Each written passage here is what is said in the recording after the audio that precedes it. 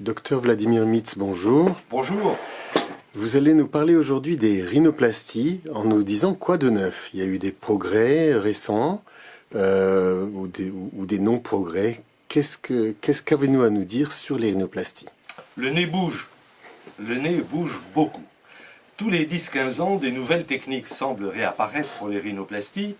Et puis après, petit à petit, elles sont abandonnées. Donc quand on parle de nouveautés dans les rhinoplasties, il y a deux grands types de nouveautés.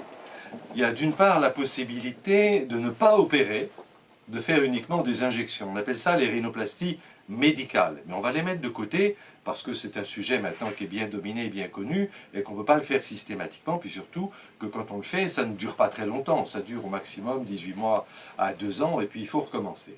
Mais en matière de chirurgie du nez, il y a eu deux grandes évolutions qu'il faut signaler. La première, c'est la tendance de toute la jeune génération à pratiquer des rhinoplasties par voie ouverte. La voie ouverte, c'est une incision que l'on fait à la base de la columelle, et on soulève le nez comme le capot d'une voiture, on voit donc parfaitement tout ce qu'il y a en profondeur.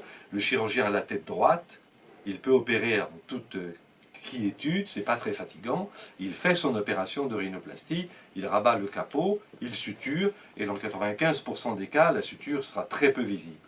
Mais dans 5% des cas, elle peut être très visible. Et un autre inconvénient, c'est quand on rabat la peau pour remettre la peau du dos du nez à sa place, on peut déplacer les petits greffons qu'on a fait. C'est plus tout à fait la même chose, parce qu'à la fin de l'opération, eh bien, on crée une petite distorsion. Donc cette opération des rhinoplasties ouvertes, elle ne me paraît pas très intéressante, et personnellement, ainsi que les gens de mon équipe, je les pousse et je leur demande ardemment de continuer à faire des rhinoplasties par voie fermée, c'est-à-dire qu'on passe par l'intérieur des narines, ce qui est fatigant pour le chirurgien parce qu'il faut pencher la tête, il faut regarder à l'intérieur du nez, il faut porter un casque frontal, parfois mettre même un endoscope pour voir à l'intérieur du nez. C'est donc une technique qui est plus ancienne, mais qui me paraît quand même très intéressante parce qu'on ne crée aucune cicatrice. La deuxième grande technique qui a beaucoup de succès, c'est ce qu'on appelle les rhinoplasties de préservation.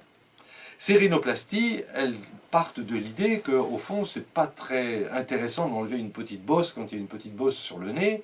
Pourquoi est-ce qu'on ne ferait pas simplement un enfoncement de la bosse, comme si on marchait sur un clou pour l'enfoncer dans le sol? Cette technique est une très ancienne technique qui est revenue à la mode et qui suscite beaucoup d'intérêt pour deux raisons. La première, c'est qu'on ne fait pas d'ostéotomie, c'est-à-dire qu'on n'est pas obligé de casser les os sur le côté du nez pour rapprocher les os propres.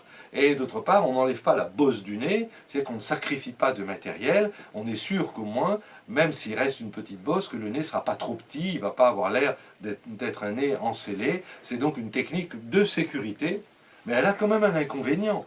C'est qu'en enfonçant les structures de surface en profondeur, on crée une gêne respiratoire, parce qu'on va forcément créer en profondeur un obstacle au passage de l'air.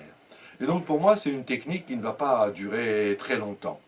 Enfin, il y a une dernière technique dont je voulais vous parler, qu'on appelle la technique par ultrasons. C'est une technique qui est très à la mode aussi, qui consiste à dire, puisque quand on fait une opération de rhinoplastie, il faut enlever la bosse, il faut casser de l'os, il faut rompre certaines attaches, eh bien on va utiliser les ultrasons qui ont la propriété de couper l'os d'une façon assez propre. Mais quand les ultrasons coupent l'os, ils le brûlent. Et donc on crée une petite perte de substance, peut-être de 1 mm, 1 mm et demi, et cet os qu'on sacrifie, on ne va pas pouvoir facilement le réutiliser.